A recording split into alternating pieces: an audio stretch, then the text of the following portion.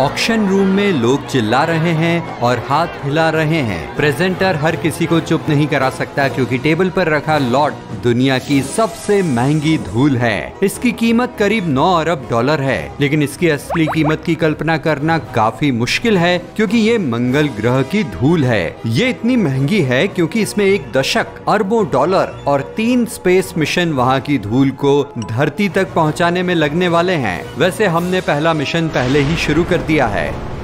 30 जुलाई 2020 को पृथ्वी की सतह से मंगल के लिए एक बार इस्तेमाल होने वाला एटलस वी रॉकेट लॉन्च किया गया था। ऐसे रॉकेट को लॉन्च करने की लागत करीब 10.9 करोड़ डॉलर है। रॉकेट में मजबूत रोवर और बेहतरीन ड्रोन थे।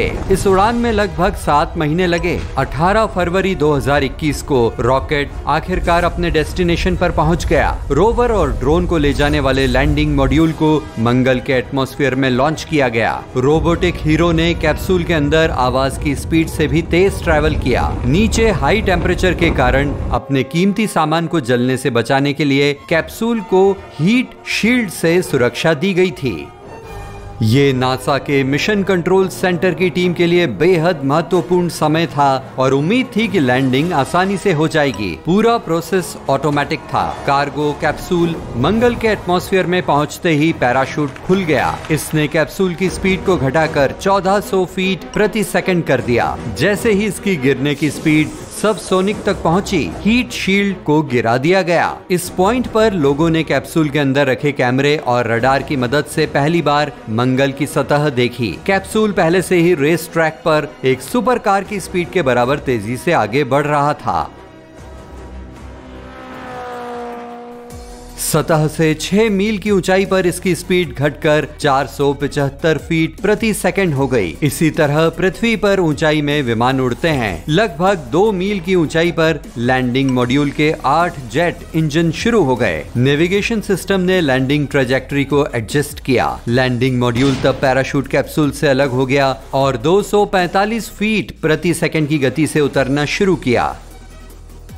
नासा के मिशन कंट्रोल सेंटर में हर कोई सफल लैंडिंग का इंतजार कर रहा था।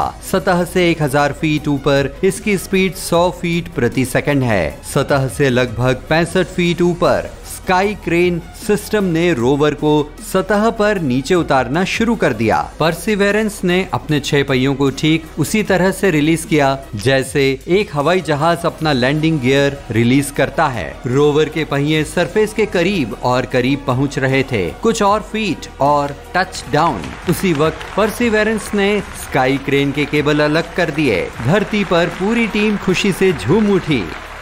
अगले सेकंड में रोवर ने लैंडिंग मॉड्यूल से कनेक्ट करने वाले केबल को भी अलग कर दिया। इसने उड़ान भरी और बिना कंट्रोल वाली लैंडिंग की। दूसरे शब्दों में ये रेड प्लेनेट के सरफेस पर पहुंच गया। पृथ्वी पर इतिहास की सबसे महंगी धूल पहुंचाने वाले मिशन का दूसरा स्टेप सैंपल कलेक्ट करने के साथ शुरू हुआ। ये स्टेप असल में पृथ्वी पर बहुत पहले शुरू हो चुका था। रोवर में 43 टाइटेनियम ट्यूब हैं। सभी ट्यूब इंसान की सबसे छोटी उंगली के साइज का मिट्टी का नमूना रख सकती हैं। पृथ्वी पर एक लेबोरेटरी में इन ट्यूब्स को तैयार करते समय वैज्ञानिकों ने पहले ट्यूब्स से कुछ हवा उड़ाकर देखी थी। फिर उन्होंने उन्हें एसीटोन और अन्य रसायनों से भरे टब में डुबोया ताकि ये पक्का किया जा सके कि कोई बैक्टीरिया अंदर न रह गया हो। फिर उन्हें 29 घंटे के लिए ओवन में 300 डिग्री फ़ारेनहाइट तक गर्म किया गया। इन ट्यूब्स में परसिवेरेंस से इकट्ठे किए गए नमूनों को कम से कम 10 साल तक स्टोर किया जा सकता है। तुलना करें तो सील बंद बक्सों में रखी चांद की मिट्टी के सैंपल केवल 10 दिनों के लिए स्टोर किए जा सकते हैं। नमूनों पर रिसर्च करने के लिए परसिवेरेंस के पास बहुत सारे इक्विपमेंट और स्पेक्ट्रोमीटर भी हैं। यहाँ तक कि इसमें एक पावरफुल लेजर भी है। रोवर ठोस चट्टानों को प्लाज्मा में पिघला सकता है और फिर उनके कंपोजिशन को एनालाइज कर सकता है। वैज्ञानिकों को उम्मीद है कि इन मिट्टी के नमूनों में जीवित जीवों के निशान मिल सकते हैं। यही कारण है कि परसिवेरेंस जेज़ीरो क्रेटर में उतरा। ये क्रेटर ग्रेट सॉल्ट लेक जितना चौड़ा है और कभी पानी से भरा हुआ था। आप वहाँ सूखी नदी के तल और मिट्टी के जमाव देख सकते हैं। इससे वैज्ञानिकों का मानना है कि कभी उस इलाके में पानी हुआ करता था। चूंकि पानी सभी तरह के जीवन का आधार है, इसलिए रिसर्चर्स को इसकी मौजूदगी के निशान यहाँ मिलने की उम्मीद है।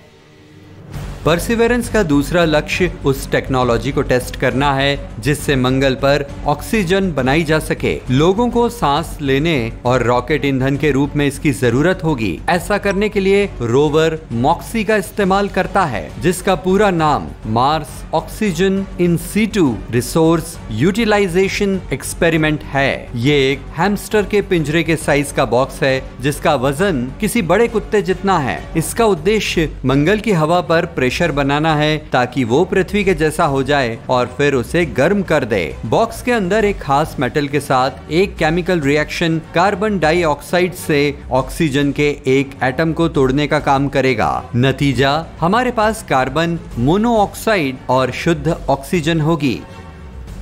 अगर ये टेक्नोलॉजी सफल होती है तो इसे 200 गुना बढ़ाया जाएगा। इस तरह हम अंतरिक्ष यात्रियों को सांस लेने के लिए और रॉकेट्स को पृथ्वी पर वापस लॉन्च करने के लिए पर्याप्त ऑक्सीजन बना पाएंगे। तो $2.7 अरब का रोवर 2023 तक धूल और चट्टान के नमूने इकट्ठे करेगा। ये मंगल की सतह पर सैंपल के साथ बंद ट्यूब्स को छोड़ देगा। फिर लगभग 1 दशक बाद उन्हें कलेक्ट किया जाएगा। इसके लिए लोगों को एक और रोवर की जरूरत होगी। नए मिशन को लॉन्च करने में कई अरब डॉलर लगेंगे। फिर इसे मंगल पर पहुंचने में 7 महीने लगेंगे। उसके बाद एक और मुश्किल लैंडिंग होगी। ये बड़े पहियों वाला एक सिंपल रोवर होगा। वे इसे मंगल की पहाड़ियों में चलाने में हेल्प करेंगे। बड़े सोलर पैनल इसे बिजली मुहैया कराएंगे। ये रोवर परसिवेरेंस के कलेक्ट किए गए सभी सैंपल को इकट्ठा करेगा। फिर ये उन्हें एक बास्केटबॉल के साइज के केस में लोड करेगा और इसे उस रॉकेट की ओर ले जाएगा जो इसके साथ मंगल पर उतरेगा। अगला कदम पृथ्वी पर इसके नतीजों को पहुंचाना होगा। मिट्टी और चट्टान के सैंपल वाले रॉकेट को मंगल से उड़ान भरकर इसके ऑर्बिट में पहुंचना होगा। एक और स्पेसक्राफ्ट वहां इसका इंतजार कर रहा होगा। रॉकेट सैंपल केस को लॉन्च करेगा और स्पेसक्राफ्ट इसे रिसीव करेगा। ये स्पेसक्राफ्ट फिर अपने इंजन स्टार्ट करके पृथ्वी पर लौट आएगा।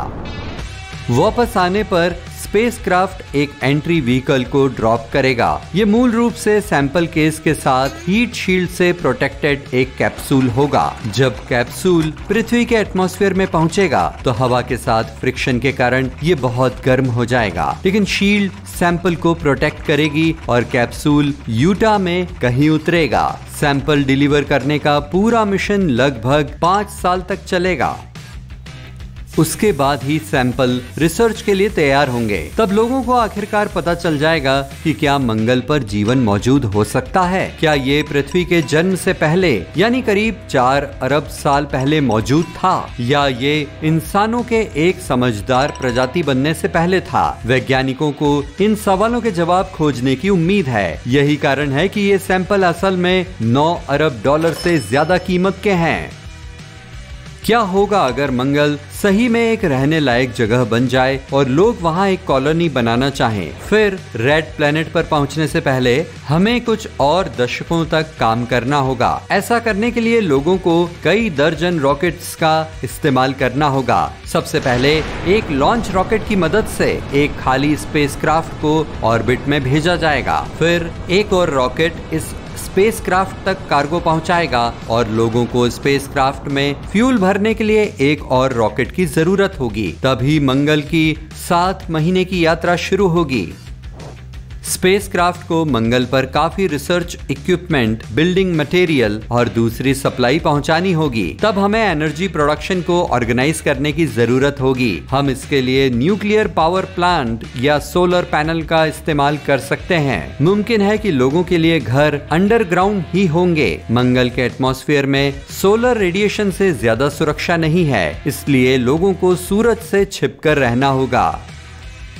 अगला काम फ्यूल और ऑक्सीजन का प्रोडक्शन करना होगा। इसमें मॉक्सी हमारी मदद कर सकता है। साथ ही जाहिर है फूड फार्मिंग। लोग मंगल की धरती पर एयर टाइट ग्रीन हाउस में अनाज उगाएंगे, लेकिन हमें तब भी वहाँ स्पेस सूट पहनना होगा। घर जैसा फील करने के लिए लोगों को मंगल को टेराफॉर्म बनाना होगा। हमें प्लेनेट को हीट करना होगा और पृथ्वी जैसा एटमॉस्फेयर बनाना होगा। मंगल पर अभी प्रेशर केवल पानी की जमी हुई अवस्था में रहने देता है। हमें इसे लिक्विड बनाना होगा।